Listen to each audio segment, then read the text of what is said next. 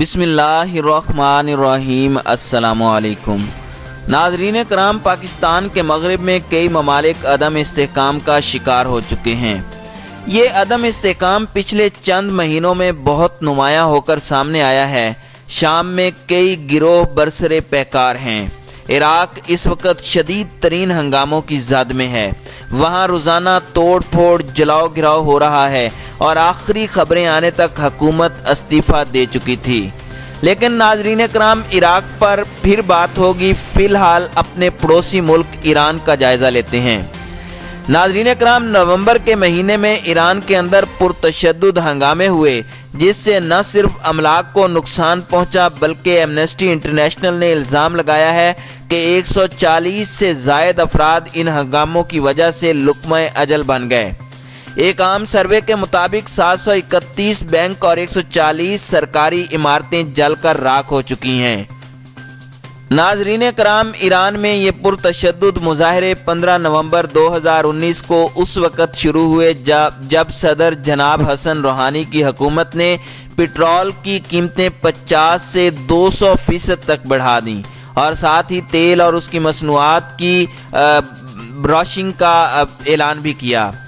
ناظرین کرام، یاد رہے کہ امریکی صدر ڈونلڈ ٹرمپ نے برسر اقتدار آنے کے فوراً بعد ایران کے ساتھ ہونے والی نیوکلیئر ڈیل سے امریکہ کو الگ کر کے معاشی، اقتصادی اور فوجی پابندیاں عائد کیں اور ایران کی حکومت کی تبدیلی کے لیے کام کرنے کے عزم کا اظہار کیا۔ ان پابندیوں کے نتیجے میں ایرانی عوام کو بے پناہ مشکلات کا سامنا ہے، حتیٰ کہ ایرانی سفارت خانوں کو اپنی معمول کی سفارتی سرگرمیاں جاری رکھنے کے لیے فارن کرنسی میں جو رقوم دستیاب ہونی چاہیے وہ بھی ناپید ہیں۔ اس وقت ایرانی معیشت کو بڑے سہارے کی ضرورت ہے۔ ایران کے اندر عوام کے استعمال کے لیے تیل اور اس کی مصنوعات پر حکومت کی طرف سے کافی بڑی سبسڈی دی جا رہی ہے۔ 1 گیلن پٹرول 50 سینٹ میں دستیاب تھا، جس کی وجہ سے ایک تو ایرانی عوام کھل کر پٹرول کا استعمال اور ضیاع کرتے تھے، اور بہت سستا ہونے کی وجہ سے تیل کی ایک بہت بڑی مقدار سمگل ہو جاتی تھی۔ اس طرح یہ سستا تیل ایرانی معیشت میں خاطر خواہ مثبت کردار ادا نہیں کر پاتا تھا۔ ناظرین کرام، بیان کردہ صورتحال سے نکلنے کے لیے ایرانی حکومت نے بظاہر کافی غور و خوض کے بعد یہ فیصلہ کیا کہ تیل کی راشنگ کر کے قیمتیں بڑھا دی جائیں۔ 15 نومبر کی صبح جب ایرانی عوام نیند سے بیدار ہوئے تو پٹرول کی قیمت 50 سے 200% تک بڑھائی جا چکی تھی۔ پٹرول کی خریداری کے لیے پہلے 60 لیٹر پر 50% زیادہ رقم، جبکہ 60 لیٹر سے اوپر پٹرول ڈلوانے پر 200% زیادہ ادائیگی کرنی ہوگی۔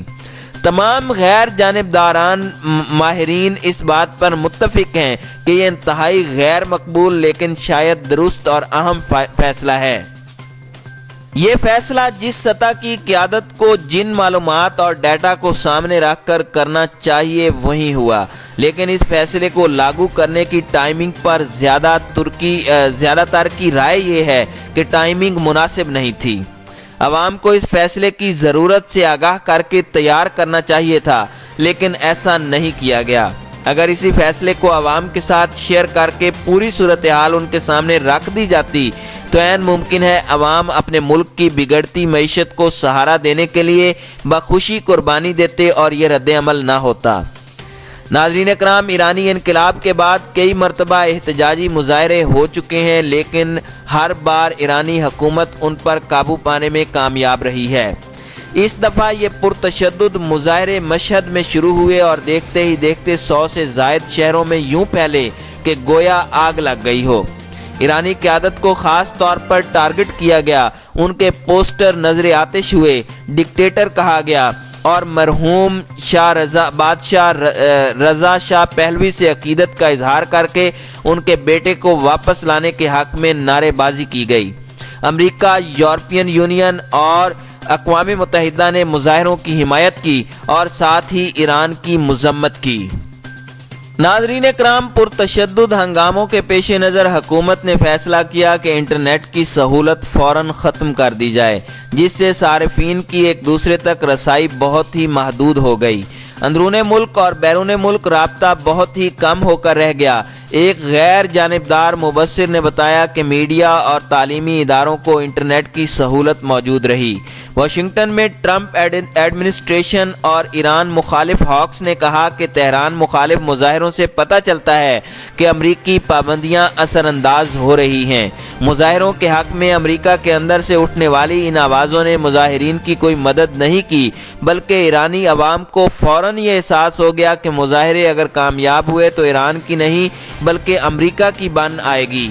اس دوران جب ہر طرف آگ اور خون کا کھیل جاری تھا، ایران کے سپریم لیڈر جو ایرانی مسلح افواج کے کمانڈر ان چیف بھی ہیں، انہوں نے بیان دیا کہ تیل کی قیمتوں کے بڑھنے سے بلا شبہ عام آدمی متاثر ہوگا، لیکن ایران کو جو چیلنجز درپیش ہیں ان کو دیکھتے ہوئے یہ اضافہ ناگزیر ہے۔ انہوں نے یہ بھی کہا کہ امریکہ صہیونی قوت اور ایرانی خود مختاری کے مخالفین سرمایہ کے ذریعے سے سازشوں کا جال بچھائے ہوئے ہیں، لیکن وہ کبھی کامیاب نہیں ہوں گے۔ سپریم لیڈر کے بیان سے ایرانی انتظامیہ کی سمت متعین ہو گئی اور واضح ہو گیا کہ یہ فیصلہ قطعی ہے۔ خفیہ ادارے اور پاسداران انقلاب حرکت میں آ گئے اور آنی ہاتھوں سے فضا صاف کر دی۔ 27 نومبر کو سپریم لیڈر نے اعلان کیا کہ ایران کے دشمن پسپا ہو چکے ہیں اور ایرانی عوام فتح یاب ہو چکے ہیں۔ یوں دیکھتے ہی دیکھتے پرتشدد احتجاج اور مظاہرے دم توڑ گئے۔ ناظرین کرام، اس میں بالکل دو رائے نہیں کہ مسلسل پابندیوں نے ایرانی عوام کے لیے بے شمار مشکلات کو جنم دیا ہے۔ ساتھ ہی ایران لبنان میں حزب اللہ، شام میں اپنے حامیوں اور یمن میں حوثی قبائل کی مدد کر رہا ہے۔ ان تمام ایڈونچرز پر بے پناہ سرمایہ درکار ہوتا ہے، جس کی قیمت ایرانی عوام کو مہنگائی کی شکل میں ادا کرنی پڑتی ہے۔ امریکہ، اسرائیل اور عرب ممالک ایران کے اس کردار سے بہت تنگ ہیں، اسی لیے احتجاج تو تیل کی بڑھتی قیمتوں کے خلاف شروع ہوا، لیکن ایک ہی دن کے بعد مہنگائی مظاہرین کی زبانوں سے غائب ہو گئی اور حکومت مرد آباد لبوں پر آ گیا۔ اس کا صاف صاف مطلب امریکہ، اسرائیل اور عرب ممالک کی خواہش کے مطابق ایرانی حکومت کی تبدیلی تھی، لیکن فی الحال وہ ایک دفعہ پھر ناکام ہو چکے ہیں۔ البتہ ایرانی حکومت کے لیے لمحہ فکریہ ہے۔ ایرانی پولیٹیکل سسٹم کے ریڈیکل اوورہال کی شدید ضرورت ہے۔ اس پر تساہل نہیں بلکہ بہت تیزی سے کام ہونا چاہیے۔